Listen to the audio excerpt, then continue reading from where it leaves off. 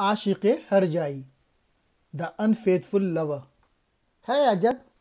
مجموعہ ازداد اے اقبال تو، رونق ہنگامہ محفل بھی ہے تنہا بھی ہے، تیرے ہنگاموں سے اے دیوانہ رنگین نوا،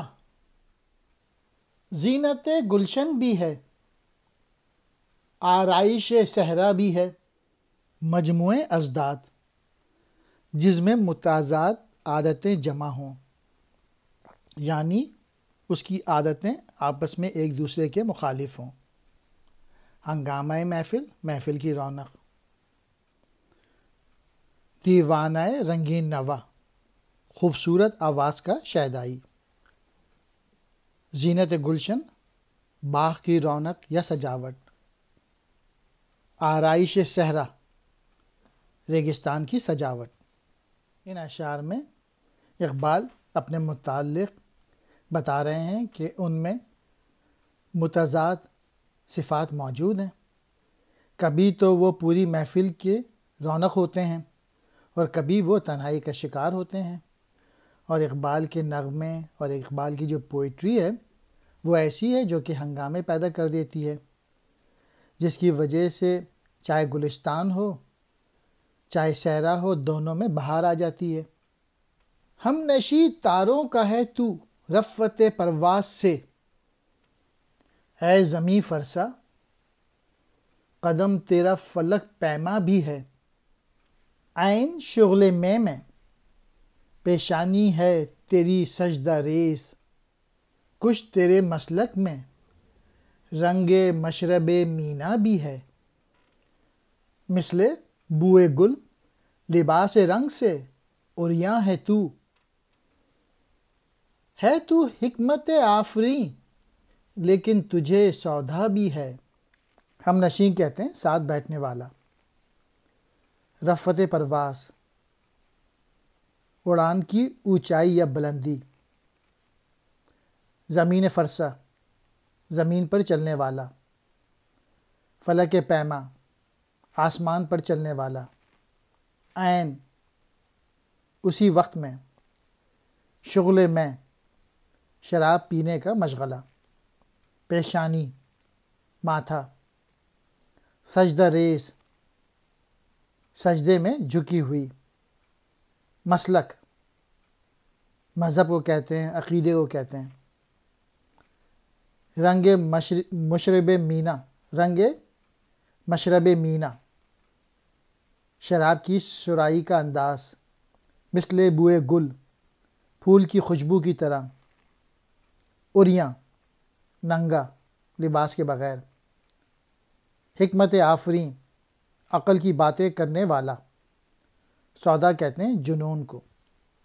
کبھی اے اقبال تیری سوچ آسمان کی بلندیوں تک پہنچ جاتی ہے اور تو ستاروں کا ہم نشین ہو جاتا ہے، اور گو کہ تو زمین کا رہنے والا ہے، لیکن تیری سوچ بلند ہے، اور اقبال تو دنیا میں بھی گم ہے، اور اس کے علاوہ تو اللہ تعالیٰ کے حضور سجدہ ریز بھی ہوتا ہے، اور ایسا لگتا ہے کہ تیرے مسلک میں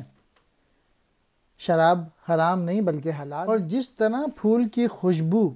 کسی رنگ اور لباس کی محتاج نہیں ہے، یعنی پھول کسی بھی رنگ کا ہو سکتا ہے اور مختلف قسم کی خوشبوئیں مختلف قسم کے پھولوں میں، کچھ اسی طریقے سے تیری کیفیت بھی ہے، اگرچہ تو لگتا تو بہت عقل مند ہے، حکمت والا ہے، دانش والا لگتا ہے، لیکن اس کے باوجود کبھی کبھی تیرے اندر جنون کے آثار بھی پیدا ہوتے ہیں، اور یہ شعر کوئی بھی انسان اپنے لیے لے سکتا ہے۔ جانب منزل رواں بے نقش پا مند موج، اور پھر افتادہ مثل ساحل دریا بھی ہے، حسن نسوانی ہے بجلی تیری فطرت کے لیے، پھر عجب یہ ہے کہ تیرا عشق بے پرواہ بھی ہے۔ جانب منزل، منزل کی طرف، رواں چلنا، بے نقش پا قدموں کے نشانات کے بغیر، یعنی جس کے قدموں کے نشان نہ پڑیں، مانند مونچھ لہر کی طرح، افتادہ گرا ہوا، مثل ساحل دریا دریا کے کنارے کی طرح، حسن نسوانی عورت کی خوبصورتی، فطرت کہتے ہیں طبیعت کو۔ اقبال ان اشعار میں مزید متضاد باتیں اپنے متعلق کہتے ہیں کہ جس طرح پانی کی لہر اپنا کوئی نشان چھوڑے بغیر رواں دواں رہتی ہے، اس طرح اے اقبال تو بھی اپنی منزل کی طرف رواں ہے، لیکن ان تمام حرکت کے باوجود دریا کے کنارے ایک ہی مقام پہ ٹھہرا ہوا بھی ہے، اور عورت کی خوبصورتی تیری فطرت پر بجلی کی طرح گرتی ہے۔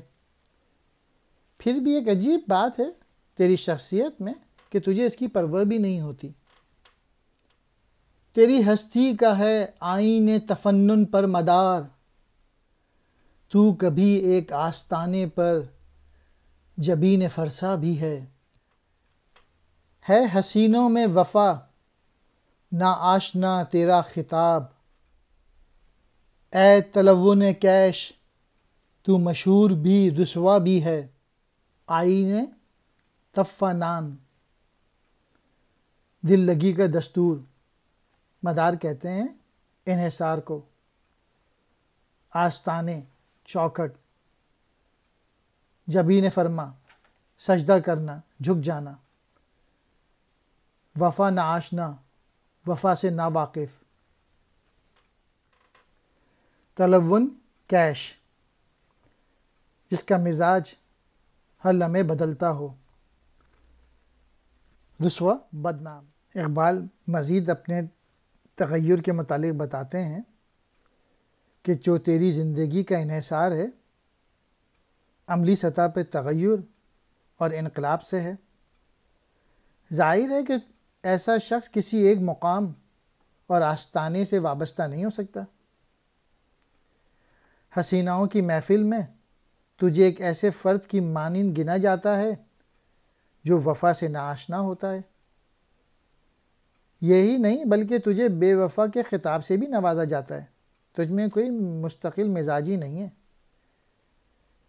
اس کی وجہ سے تو ہر جگہ بدنام اور رسوا بھی ہے،